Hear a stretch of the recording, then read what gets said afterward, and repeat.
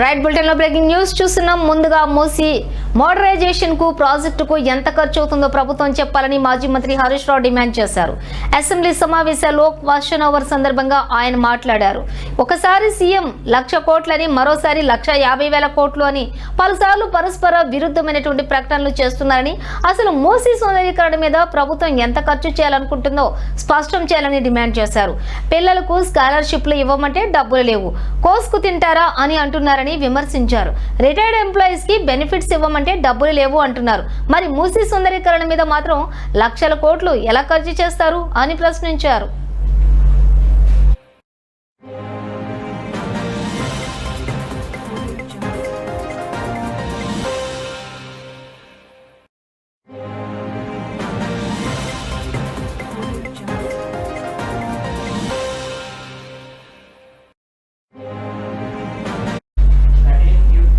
ఇక మూసీ సుందరీకరణలో ఇప్పటి వరకు ఎన్ని నివాసాలు కూల్చారు, కూల్చిన నివాసాలకు 2013 భూసేకరణ చట్టం కింద కంపెన్షన్స్ ఇచ్చారా అంటూ వేజ్ లాస్ చెల్లించారా లేదా అంటూ కేసీఆర్ కట్టిన డబుల్ బెడ్రూమ్స్ ఇండ్లలో వారిని అసైన్మెంట్ చేసి చేతులు దులుపుకున్నారా అని నిలదీశారు.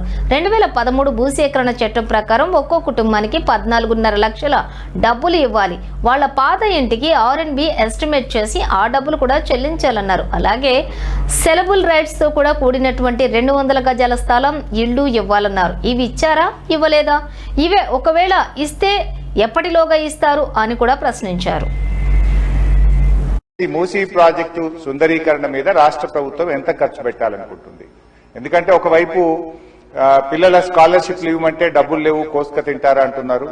లేదా రిటైర్డ్ ఎంప్లాయీస్ కు డబ్బులు ఇవ్వండి అంటే డబ్బులు లేవంటున్నారు. మూసీ సుందరీకరణ మీద 1,00,000 కోట్ల, 1,50,000 కోట్ల ఎంత ఖర్చు పెడతామనుకుంటుంది ప్రభుత్వం? సూటిగా సమాధానం చెప్పండి. ఇప్పటి వరకు మూసీ సుందరీకరణలో ఎన్ని నివాసాలు కూల్చివేశారు?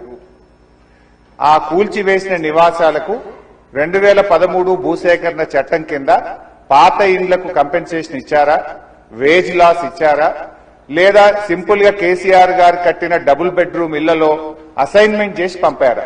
2013 భూసేకరణ చట్టం ప్రకారంగా 14.5 లక్షల రూపాయల డబ్బు ఇవ్వాలి వాళ్లకు.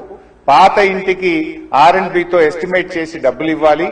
అదేవిధంగా సెలబుల్ రైట్స్ తో కూడినటువంటి 200 గజాల స్థలంలో కట్టిన ఇల్లు ఇవ్వాలి. ఆ రకంగా ఇచ్చారా, ఇవ్వలేదా? ఇస్తే ఎప్పట్లోకి ఇస్తారు? ఎన్ని నివాసాలు కూల్చారు? ఇంకా మీరు ఐడెంటిఫై చేసి కూల్చవలసిన ప్రభుత్వ ప్రైవేటు ఇల్లు ఎంత భూమి ప్రభుత్వ ప్రైవేట్ సేకరిస్తున్నారు? సమాధానం చెప్పండి.